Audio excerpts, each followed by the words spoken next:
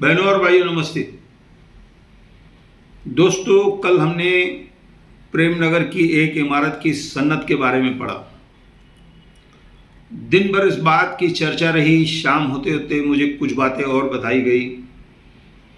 कहा गया कि इस एक इमारत की आपको जानकारी है, जबकि ऐसे शहर में बहुत सारी इमारतें हैं।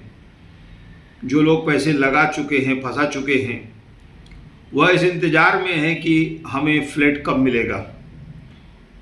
तो दोस्तों, इस तरह से कई सन्नतें इस शहर में बोगस निकाली गई है। इमारतें बनने के बाद मंत्रालय को ख्याल आता है, एसडीओ को ख्याल आता है, मनपा को ख्याल आता है।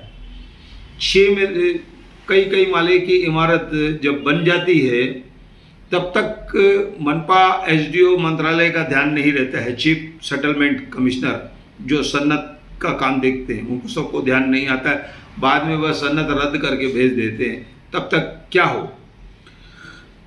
मुझे बताया गया कि राजा गेमनानी के घर के पास भी एक इमारत इसी तरह से बंद पड़ी है, उसकी सन्नत रद्द कर दी गई है।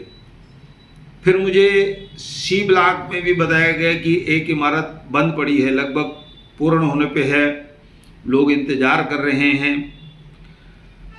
अब पहले मैं एक बात पर जाऊंगा कि कल मैंने नाम लिया था कि इन लोगों से कागज आप जांच करा सकते हैं। दोस्तों, हमारे एक और मित्र हैं नारायण कुकरेजा। जंगल होटल के बाजू में इनकी चप्पल की दुकान है, अंदर इनकी ऑफिस है। उनसे भी आप कागजों की जानकारी प्राप्त कर सकते हैं। उनको हर चीज़ की बारीकी से जानकारी रहती है। अब बात यह है कि शहर में ये जो सब घोटाले हो रहे हैं, लोगों के पैसे दबाए जा रहे हैं, इसमें बात यह है कि इस शहर में कोई दबंग नेता नहीं है, राजा नहीं है, कोई सुलह कराने वाला नहीं है, कोई पैसे दिलाने वाला नहीं है। किसी ज़माने में, दोस्तों मैं बुरा मत मानना मेरी बात का, लेकिन बात सत्य है कि कभी गोपाल दादा भी हुआ करते थे जो फैसले करते थे, उनका फैसला माना जाता था। पप्पू कालानी जो कहते थे उसे लकीर मान लिया जाता था। आज कोई किसी की नहीं सुन रहा है, ये बड़ी बात है, तकलीफ है।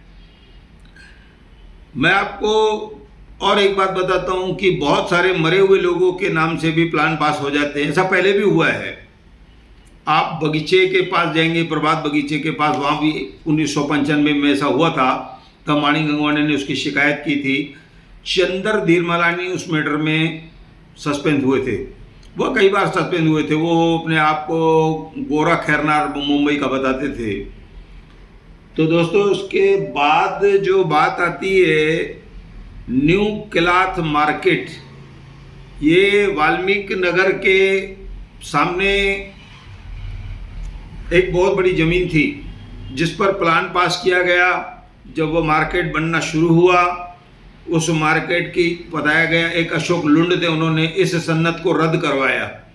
यह सन्नत रद्द हो गई और जिनके पैसे थे वह डूब गए। अब वह प्लाट जो था खेल मैदान का था, अब उसको आरक्षित है। उसके बाद भी जिन लोगों के घर दुकान रोडों में गए, उनको वह ज़मीन दी गई।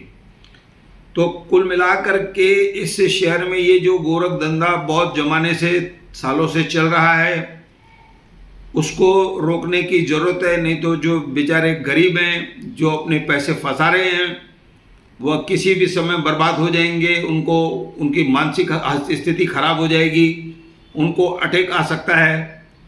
इतने सारे पैसे किसी के अगर चले गए तो मैं मनपा, एसडीओ, चीफ सेटलमेंट कमिश्नर सन्नत के जो होते हैं उनको ध्यान दिलाता हूँ कि इन सब प्रकरणों की लोगों को जानकारी दी जाए, ताकि लोग जो है पैसे न फंसाएं। और मेरी भी आपसे निवेदन है कि कागजों के जांच के बिना किसी भी इमारत में आप फ्लैट न खरीदें, क्योंकि आगे चलकर आपके साथ धोखा हो सकता है। ऐसा कहकर मैं धन्यवाद कहता हूँ।